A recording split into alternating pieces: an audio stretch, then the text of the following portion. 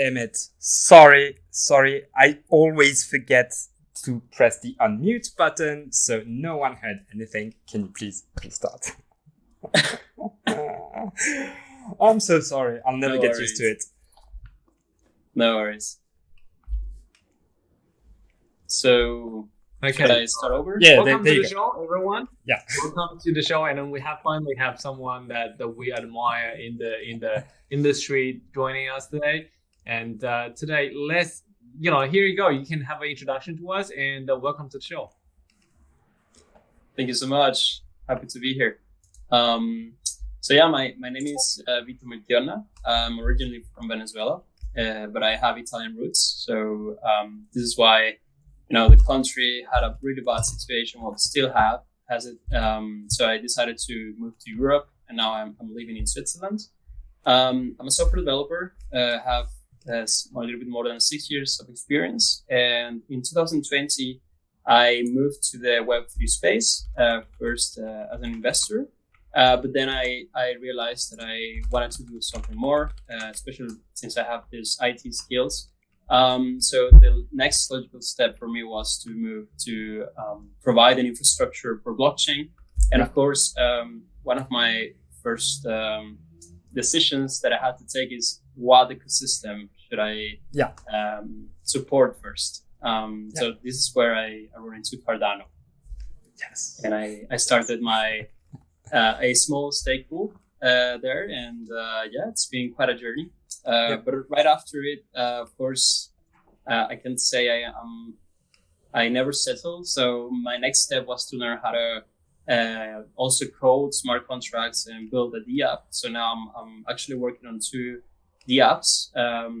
Unfortunately, not on Cardano, not yet. But they are based on the Oasis ecosystem, which is a very, very interesting and new ecosystem in the space, offering privacy-enabled contracts and NFTs. And one of the solutions that I'm building is For Sale, which is a marketplace for tokenized agreements. So basically, you will be able to purchase and rent real estate with NFTs. Quite exciting. And besides that, I'm also building, of course, with a team, a protocol that is called Uniche. And this is a confidential NFT protocol that is going to allow people to mint NFTs with unlockable content.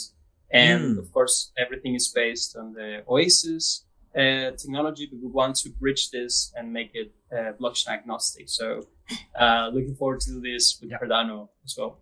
Yeah. Awesome. So, you have so many hats. I don't know which ones to start. Maybe, for people that don't know, what is a validator?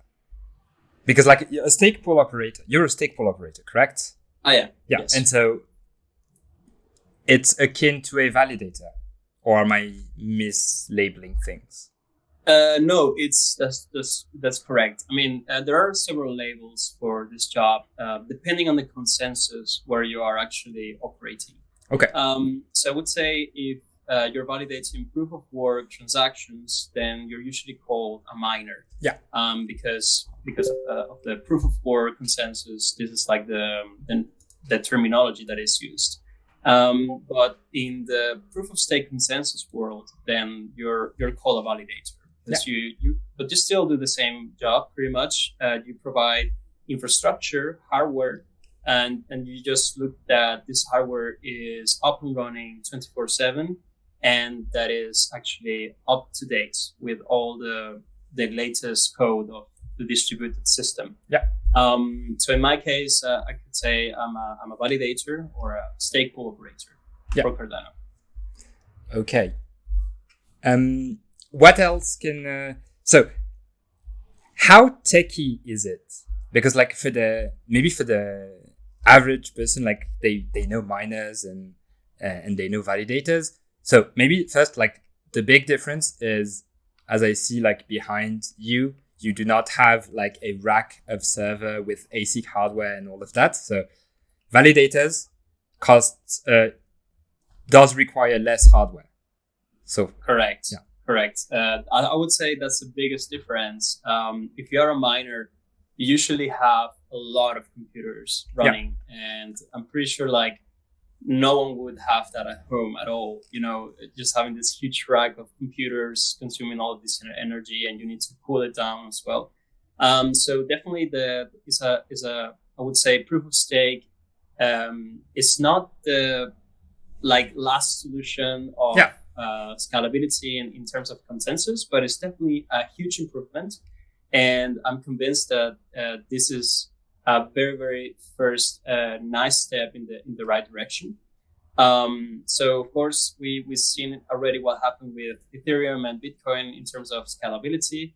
Now, if you want to become a validator or a miner, you need pretty much a huge infrastructure with machines. So of course this is a little bit out of the question for me because I'm also like a very passionate environmentalist. So I'm super against running like going into this direction. So in also monetary wise, it doesn't make sense at all. Yeah. So this is why I decided to go for something more ecological, something that I could run at home. So I started to with Cardano, and I realized you pretty much need 2 computers at least to run a stake pool. One as a backup, or no, this is without backups. Of course, you want to have backups, but the minimum topology that you need, the minimum infrastructure is 2 computers. Okay. And they should also be independent from each other in terms of hardware. This is like the best practice. Yeah. But yeah, like in my case, I have 3 computers and a logical backup. Yeah. So in the Cardano topology, you have 2. You need relays and a block producer. And your relays are pretty much the computers that are talking to the other relays, which means the other validators. Yeah. And these computers are constantly communicating when validating a block. So they're when a block gets produced, these relays broadcast this new block in the blockchain, and the other relays pretty much certify this block is actually legit. And these certifications give all this, let's say, security to say, okay, this new block was properly validated. So yeah, just to come back, I have 3 computers. And I first started to use VPS, which is like a virtual server. I used, I think it was OpenOcean. DigitalOcean. The big one. The big one, DigitalOcean. But then I realized this is actually not a very good idea because it's a data center and we're running something that is decentralized. So I decided that I was gonna improve my infrastructure at home and just buy small computers, because the other thing that is really nice about the proof of stake consensus is that you don't need much electricity, and actually you can run a stake pool with Raspberry Pis. How cool is that? Yeah. So what I just did was to buy these mini PCs, which were I would say fairly cheap in terms of price, and just got a new router, set everything up at home to host this, and now I have this bare metal servers at home. They're super quiet. They require seriously almost as much electricity as my working laptop, even less. Yeah.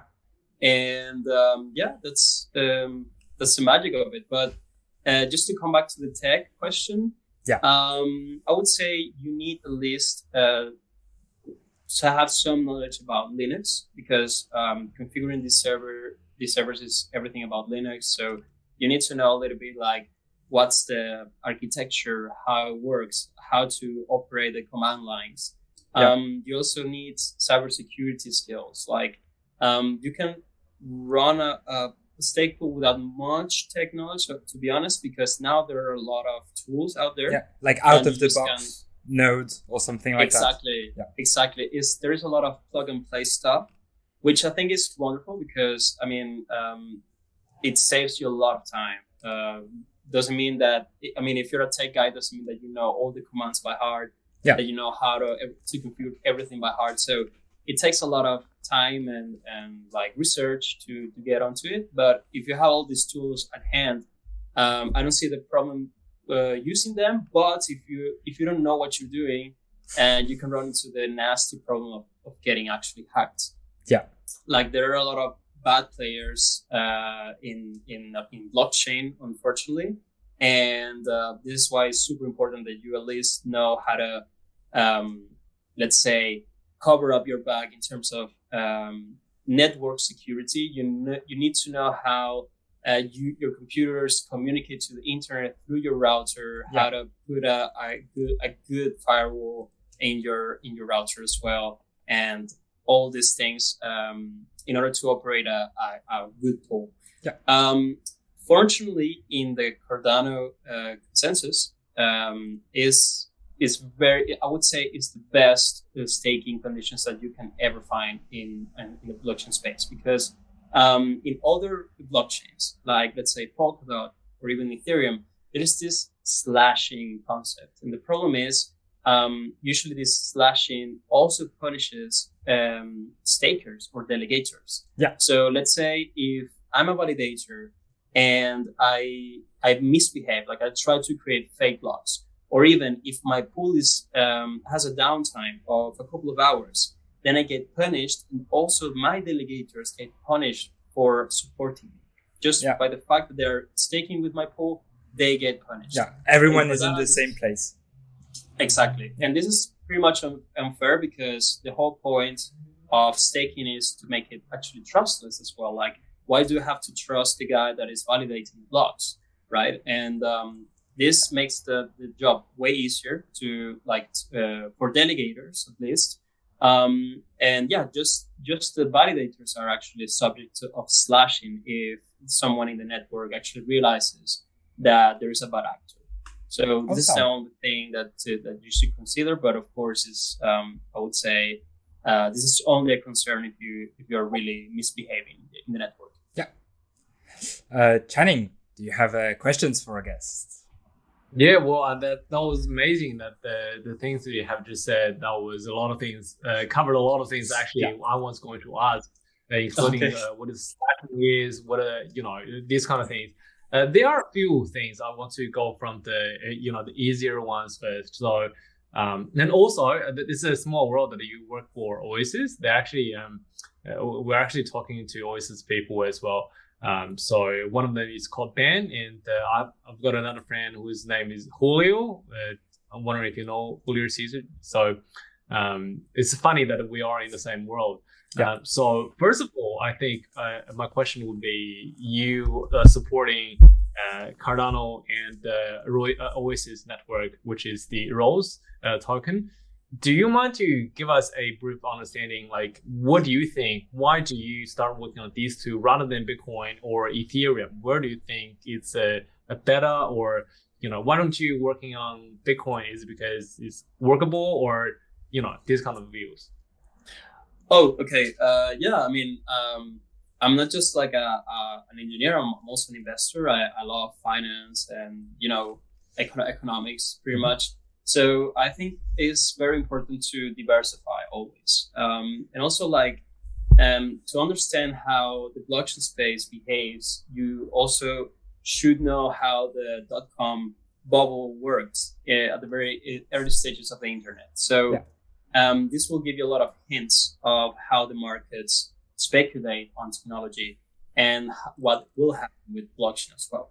So just to be clear, back in the days, in the early 2000s, there were a lot of search engines out there. But just like Google was the big king of them, right? It was like the biggest success by far. I think something will be similar will happen with blockchains. Like you will have a couple of blockchains that will have the most success, most adoption. And then you will have all these other blockchains that will just remain a little bit more in the behind stage by just providing services or technology or whatsoever, right? So at the very beginning, I think as everyone, you pretty much run into Bitcoin when you jump into the Web3 space, right? because it's the first cryptocurrency ever, and it's like the most popular one as well, like in terms of marketing, and also Ethereum. Like these two are the most well-known ones. But as a software engineer, I must call this out. Like these projects are proof of concepts. Bitcoin and Ethereum, like they were just like genius ideas of how to use this technology, this distributed system to solve all these problems that we have, like in trading, in identity, and so on, by using the power of cryptography, which is, I think that, is super mind blowing. Once you understand it, then you're all in. I mean, there's no way you're not all in if you get what blockchain can do. It's just genius. Yeah. But just to be clear, I actually sold all my Ethereum and Bitcoin as I realized that these blockchains are actually proof of concepts. They were not properly engineered. And it's super easy to see that these two blockchains are actually running into like super severe scalability issues. Yeah. So to be honest, like there's a big difference between these two. Like the Ethereum is a blockchain ecosystem, whereas Bitcoin is just like a blockchain to, let's say, transfer numbers from one wallet to another. So you could say like Bitcoin is the hello world use case of a blockchain, which is like moving cryptocurrency from A to B, whereas Ethereum is like a more complex, let's say, concept, because you can use shared infrastructure that is validating transactions to actually build the apps and validate so much other transactions on top of the same infrastructure. So you can abstract everything and even introduce the concept of NFTs, of smart contracts. And this is super powerful. So just do not mistake me, please. I am a huge fan of these two projects because they changed the game for the whole industry. But I do not invest in them because I think the technology is quite deprecated. Yeah. So this is why I took a look at Cardano. I really like what I saw because proper software engineering project looks a lot like a proper civil engineering project.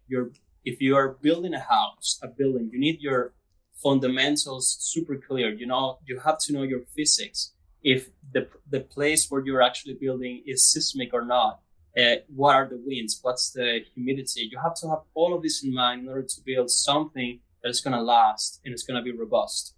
And in software engineering is super similar. You need to have strong foundations. You have to know the use cases, and in distributed system, in open source systems, is quite a challenge to achieve this. And I understand it, especially if it's like a proof of concept. So this is why I really like third generations layer one blockchains in this sense, because they pretty much learn from the mistakes of Ethereum. Why I just invest in these blockchains. And of course, there are new blockchains coming up that are also solving problems that this third generation hasn't solved yet. Confidentiality and privacy are one of those. And this is why I run into the Oasis ecosystem after some time. So just to summarize, in my case, I'm running validation infrastructure for Cardano. I want to start validating also for the Oasis ecosystem, but at the moment I'm just focused on building on that ecosystem because thanks to these perks of privacy enabled smart contracts and NFTs, I saw a lot of use cases that are super valuable for the whole space. And awesome. The NFT bubble itself, like it was, to be honest, I never understood it because all these images and collectibles, and like I did understand the collectible thing, like it's a nice use case for art, but the problem is you cannot protect it because whatever you mint in the NFT space is public, or at least in the oldest blockchains. Yeah. But with Oasis, now you can actually mint something that has like a public image so that everyone knows what it is. and a public description or metadata. Mm-hmm. But then you have this confidential data that you can actually access just if you are the owner of this token. So this is like the true source of this technology. And in my opinion, like the whole fuss around the NFTs at the very beginning, that was like also like a very, very hello world use case in terms of what you can do with NFTs. You know, like art is super simple to understand, but actually NFTs are a concept that are way, way beyond that. Like that you can do so much with it. So that is brilliant. I think you just went on autopilot, like answering a lot of questions I was preparing, and then you answered them one by one without me being asking them. So which is fantastic. And actually, we just talked about privacy last week, which was the main topic of our topic. So if Salim doesn't have any questions, I would like to ask, what do you think? What's your take on the privacy about the Tornado, Tornado Cash as well? But then I suppose Salim has some questions to ask that it's more important and more related. So here you go. I just have a question about... you're muted. I'm so dumb with that mute button is going to kill me. So, just before we go on to privacy, just let me try to picture that NFT concept you just told me. So, all right. I have a book. There you go. Okay. So this is the picture that would be displayed like the public facing NFT, right? And just like I'm showing it to you, you can see this, but I can read what's behind it. Yes. And so this, because I'm the owner of it and I can do this, is this what you mean by those type of NFTs? Or did I understand it wrongly? Yes. Like if we're taking the analogy of the book, I would say the front and the back are public information, because it's like a teaser of what's the book about, what's the title, and then you have like some text about the author, or like why the author wrote this book, what was the inspiration or the idea of it. And this is like usually the teaser of the book, but the inners, like all the content, that should be confidential, because if you're buying the book, it's because you want to access this data, this information. And you, like, if you currently use like the technology that is available, which is like, let's say on Ethereum, then your whole book will be an open book. Yeah. Ironically. And everyone on chain that knows the address of this smart contract where it was minted, the NFT, they can actually find it and read it and actually not pay a penny for it. Yeah. So, of course, there are like some centralized solutions to achieve this confidential or unlockable content effect, but they are centralized. OpenSea actually has a centralized solution for this, but of course, it's not very useful if you take a look at it, because once you take this NFT out of the OpenSea ecosystem, it's useless. So you're super dependent to it, and it's actually against the principles of decentralization. So this is why we decided we should create something with this amazing tech that the Oasis ecosystem is actually providing. It's pretty much the first time ever that we can create truly decentralized NFTs with confidential content. And the amazing thing is it's EVM compatible, so we can actually build a small bridge. Yeah.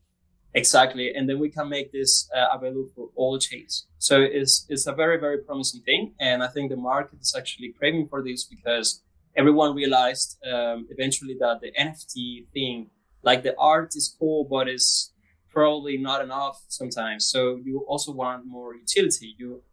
People started to realize, okay, then let's add this club effect to the NFTs. So if you buy the NFT, you're part of a club, right? But at the moment, you cannot do much stuff because of these limitations. Like you cannot create like an NFT that has a QR inside that can give you access to these perks, or give you an entrance to this event, or that can actually you can put identity stuff inside there. And with Oasis, all this information is totally encrypted, and just you, the owner of the NFT, have access to this. Awesome. All right. So Thank you. basically, what you can do is using an NFT as a verification system, but then you don't have to validate them on chain. So without using a Clubland or whatever, but then because of there's a QR code that's encrypted inside of the image. Without owning the NFT, you wouldn't have it. So you can go offline, go anywhere, and flash the QR code, and you can get in without using, carrying your ledger all the time, and then validating, using the verification system all the time. Yeah, exactly. But just to be clear, like in our bridge, you still need to validate the transaction when unlocking the contract, the contents. So this means if you have, if you're keeping your private keys in a ledger, then you might need the ledger still because you need to sign this transaction. But of course, we need to also tackle this because a big issue of blockchain, in my opinion, is usability. It's not, if your grandma can't use it, is a problem. And just the fact that you have to carry this ledger, like not everyone actually understands what a ledger is. And I'm talking people that own ledger, they don't quite understand what ledger does. So there is a problem of education, also simplicity. So we need to pretty much apply the Apple effect to it. Yeah. Could you explain to people, like if you have 1 or 2 minutes, what is a ledger? What is a ledger? In 1 or 2 minutes. Okay, in 1 minute. This is a tough question, but I could say it's like a small log when you keep your signature. Okay. And when you perform a transaction, you need your signature, just like when you sign a paper, right? But imagine your signature, you don't even know what your signature looks like. This is why it's super secure. Like no one can fake it. It's unique. And it's locked in this small box, and you just can access it by putting your PIN in and actually signing the transaction using the device. But actually, you have to connect your device with a wallet that is connected to a blockchain. And of course, this is agnostic in terms of you can store as many keys as the device actually supports. Okay. I went over the minute probably, but this is like the simplest way I can put it. Can you quick question? Can you hack a ledger? Or if I'm using a ledger, that means I'm 100% safe from all the hacks? Well, I'm a bad software engineer if I tell you yes. Yeah, if I tell you no, sorry, that you can't hack it. You can't hack everything. There is not such a thing as 100% security. Yeah. Just to be clear. But to be honest, this is like the best security you can get at the moment in terms of how to protect your keys. Because one of the big issues is if you keep your crypto on a hot wallet, which means, let's say you just have a plugin on a browser or an application that runs on your telephone. The problem is this software stores the private keys internally in your device, and your device is connected to the internet. Which means if there's a good hacker out there that gets somehow access to your device and gets you to click on something in an email, something, then you download a small piece of software that opens a backdoor, then the hacker gets access to your device. And if he knows you have this application and knows where this application stores the keys of your wallet, you are pretty much fried. So this is why it's good to have these devices that are, let's say, non-smart devices, which means they're not connected to the internet. And this is why like a piece of paper.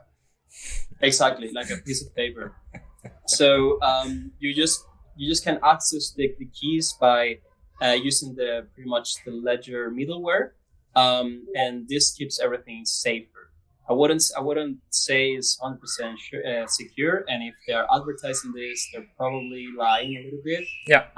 But yeah, it's definitely the best idea, especially if you have a portfolio over, I would say, 7,000 euros.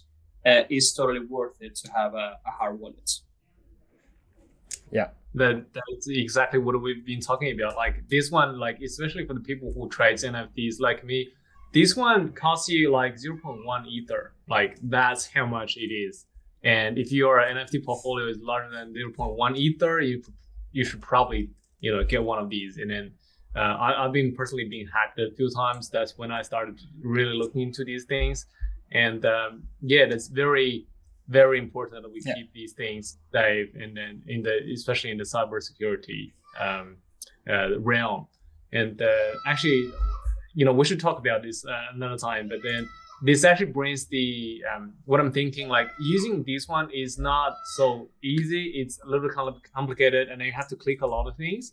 And just because it's physical, that makes it secure. And then this company, they actually does these things. So when you are normally we write down our seed phrases on a piece of paper, but then that's not 100% good because it's not weatherproof, it's not mold proof, all these things. So they actually have these like little iron pieces that carved inside that carve your seed phrases inside, and then they put in a capsule that's blocking everything. But then it's like the technology is going backwards. Like we can't use a piece of paper. We have to use the carving technology and using the physical thing. That's like using the floppy disk back in the days. So technology is moving backwards when it comes to safety, but it is moving forward when it comes to scalability and all these kind of things. So, which is a funny thing that we can talk about next time. Yeah, definitely. But I agree. And just then, if you need, you're off the hook. There is something about stake pool. So I just want to come back to your hat of the stake pool operator. There's something I don't know about other chain, but I know for Cardano specifically, and you're on Cardano, so we'll talk about it. Stake pools can be mission driven. And what does that mean? And is your stake pool mission driven, or is your stake pool has a mission? Indeed. That's a very, very good question. So yeah, definitely my stake pool is mission driven. And to be honest, what does it mean first? Oh, thank you. So mission driven means that you pretty much pledge that with the rewards that you're getting for validating transactions on a blockchain, you will invest a part of these rewards, of these profits, if you will, in a mission or in a project. Mm-hmm. So there are several stake pools with different missions. Some of them are just greed. Yeah. I mean, you just validate and just keep all the money. Some of them, they have the stake pool to pretty much inject money in a project. Like let's say they are developing a D app or they are developing a CNFT project that is super cool, and they offer this staking stake pool with all these staking rewards that also give you extra value in their projects. This is also something that you could do. But of course, the most beautiful thing of it is to have a mission that is actually altruist. Then you can actually change the world with this. And of course, in my case, I donate at least 25%. Sometimes I donate more than this. And the mission of my pool is sustainability. So what we try to do is to strive to sustainable decentralized Cardano, which means we do not just provide infrastructure, which decentralized network, which is bare metal. We run on renewable energy because we want to make this as sustainable as possible. And on top of this, we also support projects that are not just in the environmental point of view, but also in the social part. Okay. So we, at least our pool, we donate monthly at least 36 euros to the World Food Program. And this is enough to actually feed a family for a whole month. So I could proudly say like my pool actually feeds a whole family somewhere in the world with this with this small amount of money. Yep. You know, especially in Switzerland, this is like you can spend this in just one meal in a restaurant, and you can feed a family for a whole month with this money. So on top of this, we are of course working with the environmental part of our mission, and we are actually an active member of the Climate Neutral Cardano group. So it's basically an alliance of stake pools that have a similar mission, which is carbon neutrality and like sustainability. But in our case, our goal is also to make the network carbon neutral. Awesome. So yeah, it's quite exciting, but it's super hard, to be honest. Like it's not everyone likes the subject. But yeah, it's quite amazing because we were also collaborating with Very Tree for the Cardano Forest last year. And that was an absolute success. Like we managed to actually engage with the community. We all donated part of our stake pool rewards, and we actually managed to complete the 1 million trees. That was such a big milestone. And now we decided Congratulations. Thank you so much. It was an amazing thing to accomplish that. And afterwards, we decided to keep moving forward, to plant more trees, do more, and because we have all this infrastructure and all of these stake rewards that flow in, so why not doing something good with it? Yeah. So what we decided now is to go for we met this NGO that is called Titi Casa Ala in Madagascar. Yeah. And they have worked with the French government before. So they are pretty much doing this permaculture project down there in Madagascar.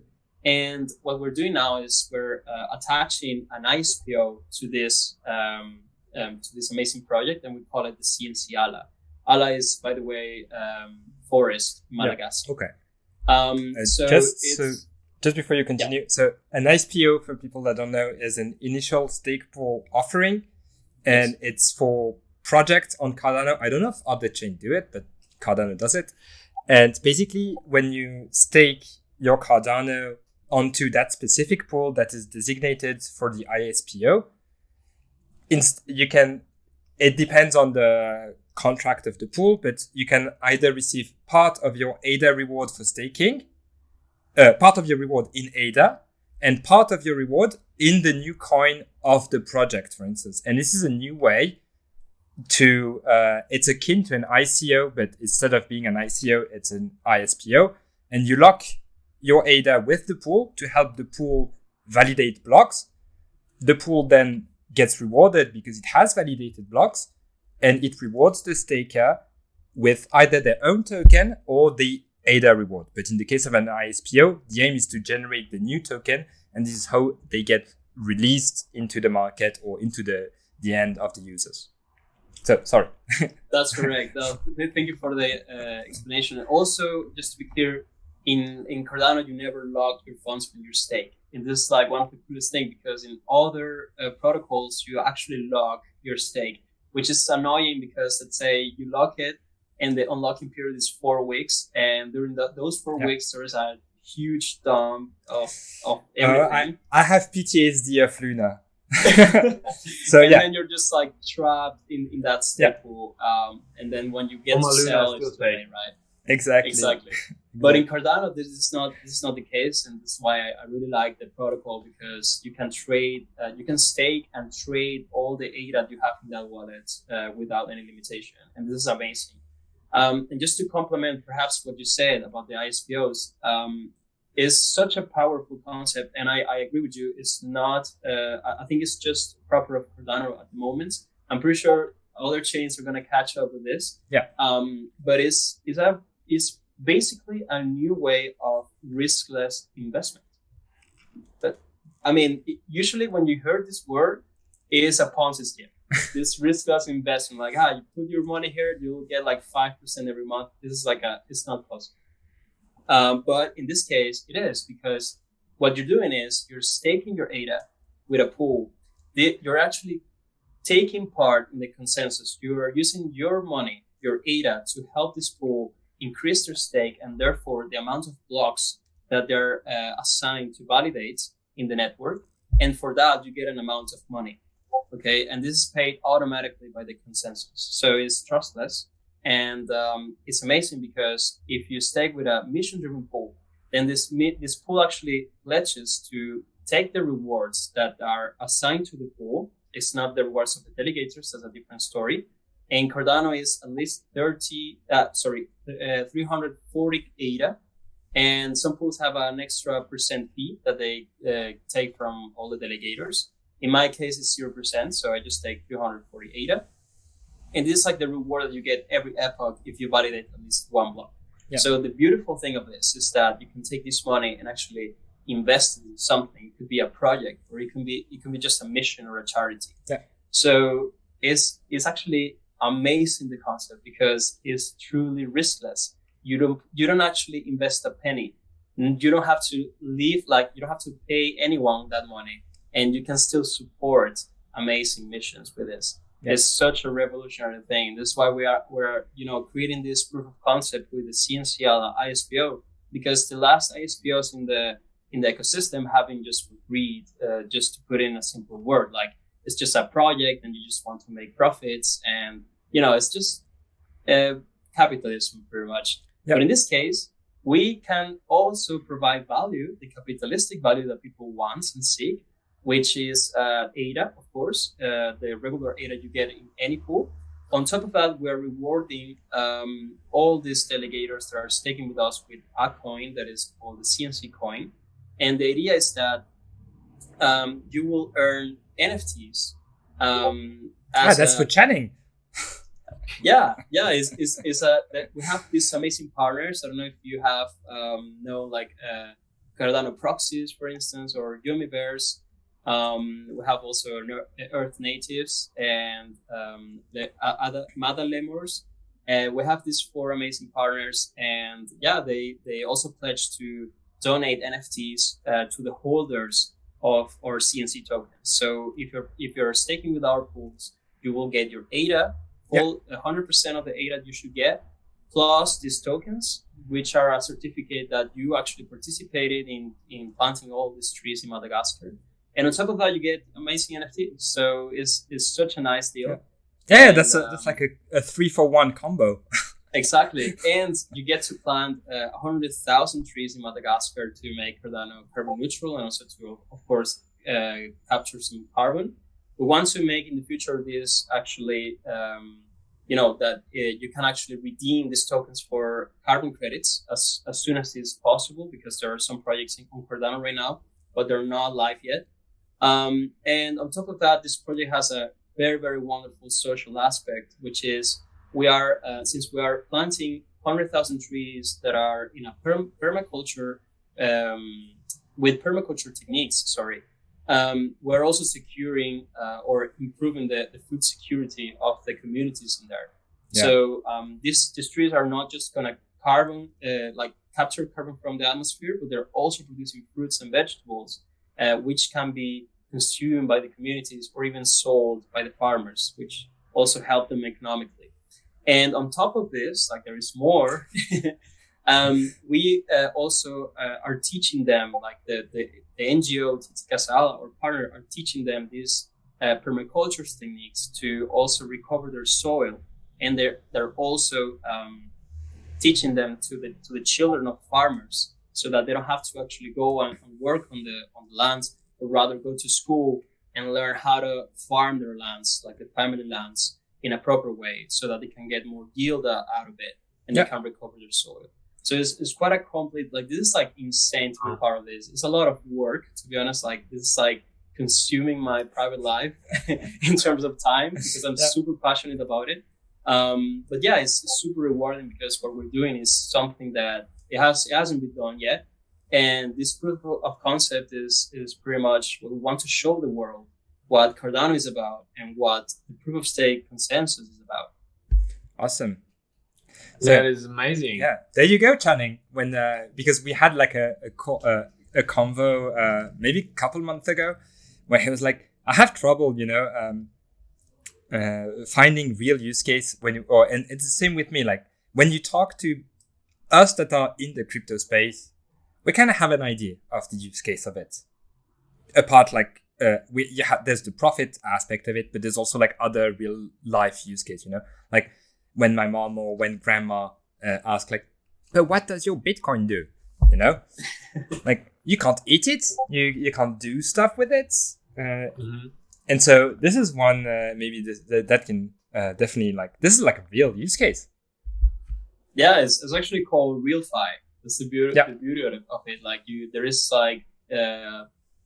real humans profiting from this, and or nature is also profiting from this. Yeah. So it's quite amazing what you can do.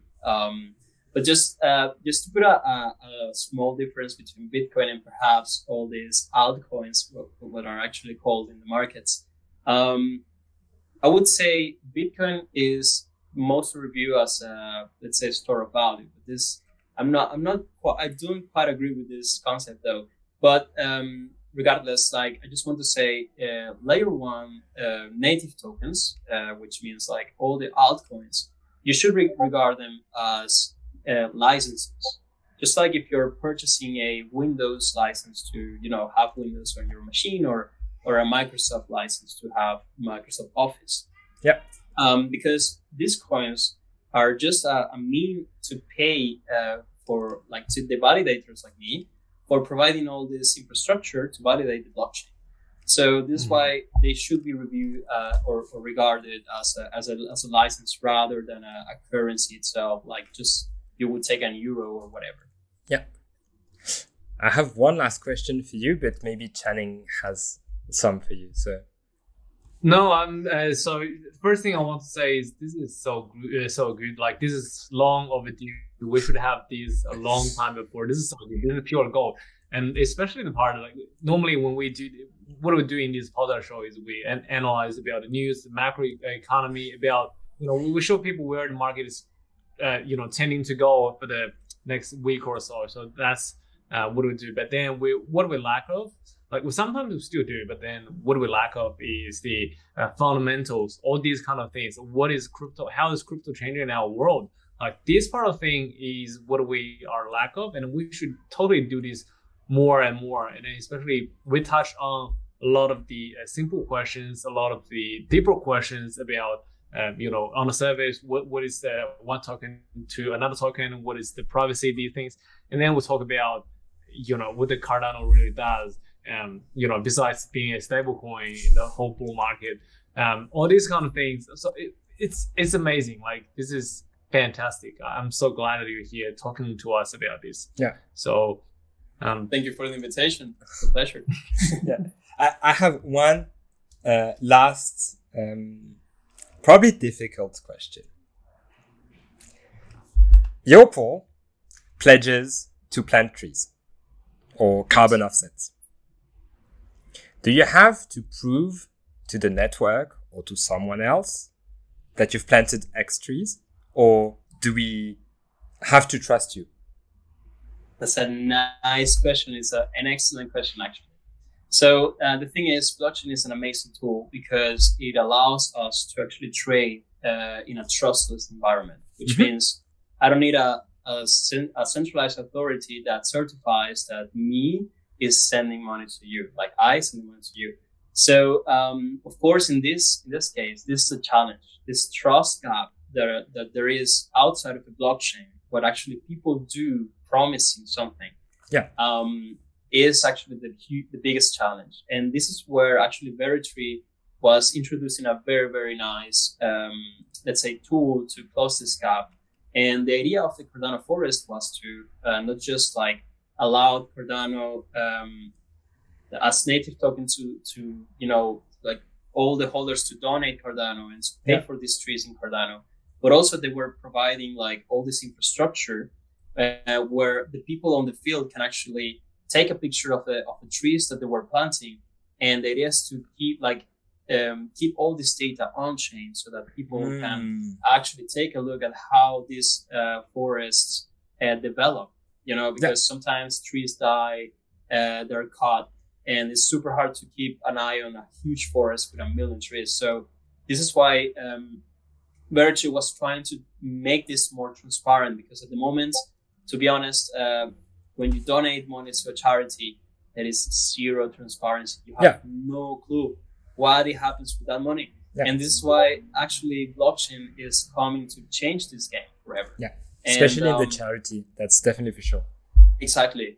And the beauty of this is that when you donate money, then you see the track of that money. You can actually follow what happened to that money. You see this wallet spent this and this and this money and sent it to this and this and this and this wallets. So at least you have a way, like there are some transparency issues still that you have to solve, but we're getting there. Like I'm pretty sure there are gonna be amazing solutions, especially built with Catalyst, that will make this more transparent for everyone. But at the moment, what we're doing is we're providing as much as evidence as we can as a group. Okay. So we actually sent a drone down there to Madagascar, and we're also like asking the NGO to provide us with footage of what they're doing with pictures of the nurseries of the plants that they're going to actually plant in the coming weeks. Yeah. And also the status of all the fields that they were actually planning to recover and so on. And at the moment, this is the best evidence that we can provide that we are fulfilling our mission, which is, taking all these profits from validating blocks, thanks to the delegation, of course, of all the participants. And we're actually giving this money to the NGO, and this is totally trackable thanks to the blockchain. But of course, the gap, whether these trees are actually being planted or not, are actually right now covered by these images and footage. Yeah. Okay. Because this is the part for me where like because I'm an idealist, like I would love to donate, like say, like stake your ADA, save the world, or stake your ADA, fight global warming. Idea is good, but then as there is and this is where I wanted to ask you this, because like global warming is a trendy marketing topic as well, and so you can just do like greenwashing and stuff where you say like, give me your money, I'll plant trees, but if there is no proof and stuff, then they just get your money but no trees planting, and they are like running and they're running in SUVs, and so this is why I just wanted to ask like if there was a mechanism or something. But if I understood your answer correctly, for now it's up to the project or the person doing the project to provide proofs. Exactly. Okay. This is something you have to watch out, kind of. Indeed. So this is at least the only mechanism we have at the moment, which is like, making footage and providing as much proof as we can. Yeah. But indeed, this is a huge issue, and this trust gap is super important because, if you're actually asking people for money, in our case, we're not asking for money; it's just like to stake. Yeah. But still, this value, we're promising something, and for this staking, and therefore where we should, or we actually must provide this evidence, because I totally agree with you. Is also at stake. Yeah. All right. So this is why for us it's super important, and I'm pretty sure we already did an excellent job with the Cardano Forest. Yeah. So I hope the community also trusts us in this sense that we will fulfill our part, for sure. Yeah. Thank you very much. That is amazing. Yeah. Do you have a question? So by using the Cardano network, paying transaction fees, we actually benefit guys like you who cares about the environment, cares about the nature, cares about the planet. And by staking with you guys, we actually help you to help with the environment as well. So that is a very great thing to do. And where do we find you on the stake pool? What's your name? How do we? What's your sticker and everything? Like if we have ADA, how can we stake it with you, for instance? Very good question. So my pool is called Grenada Pool. So we have Twitter, we have Discord. So just you have to look for it. It's Gran ADA. If you want to type in the chat, and then we can copy and paste it into the tech tree. Indeed. The live stream. I can provide you with all this information, and the ticker is GRANA.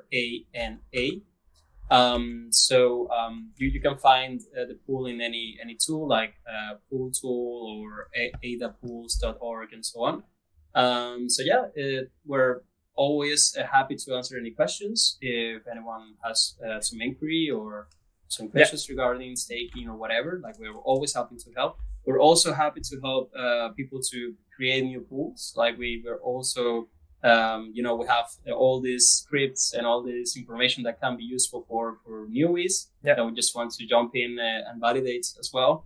So this decentralized network more. So we're always happy to help. Yeah. Okay. Awesome. Thank you very much. Like, we even haven't touched, like I wanted also to touch, because I totally forgot you had like that NFT thing on Oasis. And so, Yeah. We are already running out of time. Like it No went worries. so fast. It went It is so so fast. It did.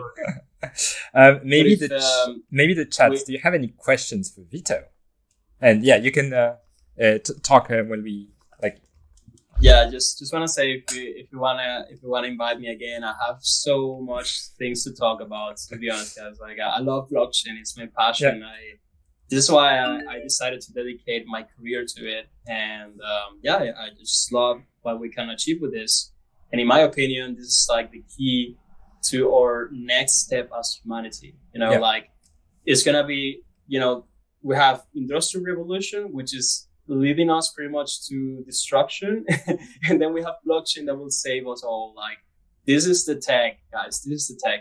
I really like it.